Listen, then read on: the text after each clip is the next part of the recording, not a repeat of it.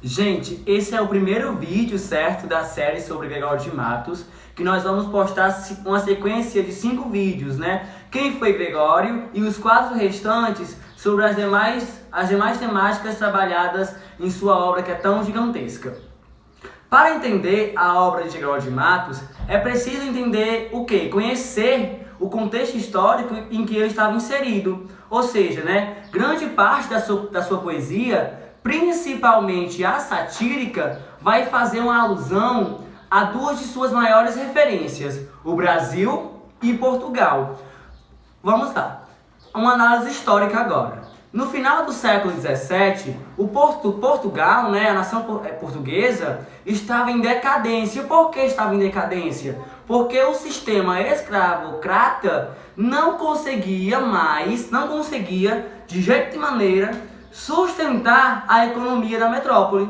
Algo que Portugal fez, né? Como consequência disso, Portugal ele impôs no Brasil uma série de restrições comerciais, objetivando conseguir vantagens.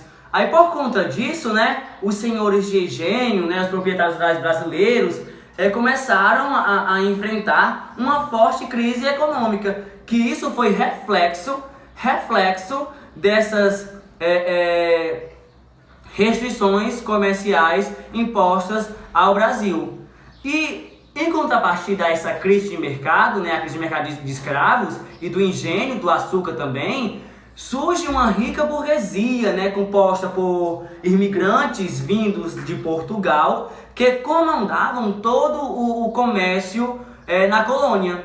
Essa burguesia obviamente era rica, né, ela dominou também o mercado de crédito e outros setores do reino. E por conta do monopólio significa exclusividade, né, gerada por estes imigrantes, essa crise dos proprietários de rurais brasileiros aumentou, foi crescendo ao longo dos anos. Havia um sentimento de hostilidade entre 2 grupos, entre proprietários rurais e burguesia. O Gregório de Matos, ele era filho de um senhor do engenho, e ele era bacharel em direito. Ele tem uma posição central, né, nesse cenário. Por quê? Porque ele tem condições de pensar e analisar o momento histórico sob diversas perspectivas. Ou seja, além dele ter tido cargos de poder, ele tomou uma decisão. Que decisão foi essa? Ele se desliga de tudo e ele vai viver à margem da sociedade, né, como um poeta itinerante.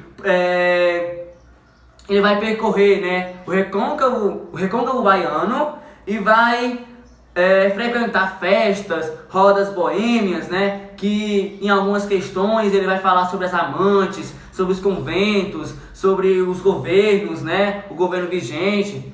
Só que mesmo ele se distanciando dessa realidade, dessa sociedade hipócrita, né, que ele condenava, ele também se insere nela, o que configura-se como um paradoxo. Por quê? Porque o Gregório ele ainda depende da nobreza e vive à custa de favores deles. Ou seja, ao mesmo tempo, ele se mostra, né, um portador de uma voz crítica.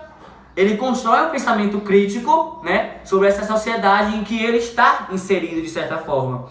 Tem um carinha que ele é José Wisnik. Ele fala, né, que o poema do Gregório de Matos, né, o poema satírico, ele é marcado por quê? Por uma briga, por um conflito entre uma sociedade normal, que é a do homem nascido, né, da nobreza e tal, e a absurda, que é composta por pessoas oportunistas, né, que estão insaturados, e são oportunistas, porém estão insaturados no poder. Só que porém, no caso do Gregório,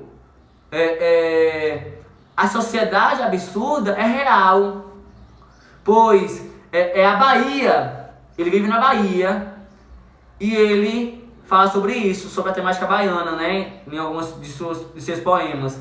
E a sociedade considerada normal, que é a do homem bem nascido e cultos, né, é absurda. ela é absurda perante a realidade baiana.